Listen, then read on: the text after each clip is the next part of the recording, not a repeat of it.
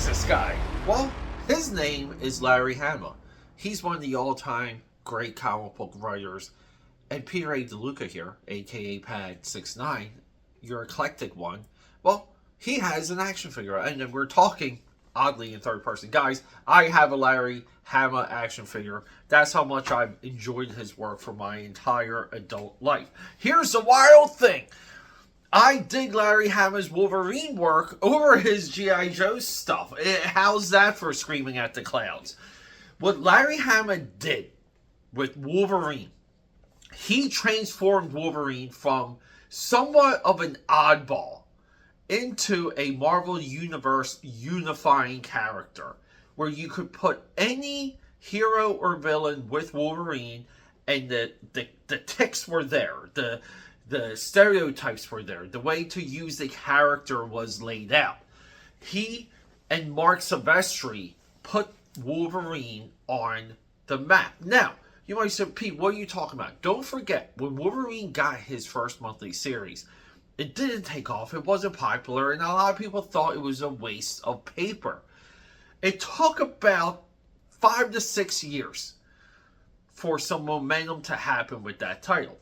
This is the part of the hubris that I love about comic book history, and this is why we go into the crevices and the veins and the cracks of the comic book industry.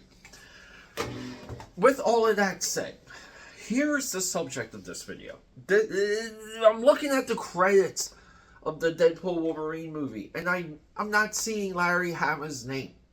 And equally, here's what I'm not seeing. I'm not seeing the comic book world, the comic book community raging about this. Where is the social pressure? A lot of these guys behind these movies are very active on social media. Where is the comic book world in saying, we're not going to touch this movie digital until Larry Hama's name is restored? Because Larry Hama is the one that came up with the idea of Wolverine fighting Deadpool. It was his idea. It's his work. Deadpool was somewhat stagnant as a character at the time. This is only 3 to 4 years after Deadpool's first appearance. It took Deadpool another 4 to 5 years to truly catch on, potentially as what you might want to call a franchise character. Don't forget, Spider-Man, what was it? Ultimate Spider-Man, the animated series. You guys remember that? No, you probably don't, because it's already memory hold. Deadpool, I think it's season 2, maybe even season 3. But Deadpool has an episode. I think it was called Meeting Deadpool or something. But it's not like when Deadpool was in that animated show. And this is even years after that people were like, yes, like finally Deadpool is animated. No one really cared. Deadpool's Toy Biz, his first action figure, never really went bonkers in value. His first Marvel Legends did, but not the first Deadpool, and there's reasons for this. But the comic book world seems to want controversies or controversy for different things, for different reasons. This is a moral, and this is a moral high horse position. You should be enraged that this guy ignored, that this got left out.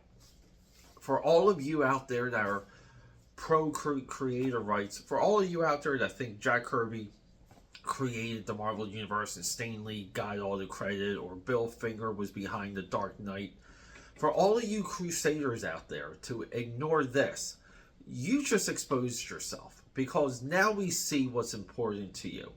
I'm making this video. I'm addressing this. This is deeply important to me because Larry Hama is one of the all-time talents, period. What he has done and what he has transformed with a lot of time peanuts proves something. He's great. He's great, and he's out there. And this is a big deal.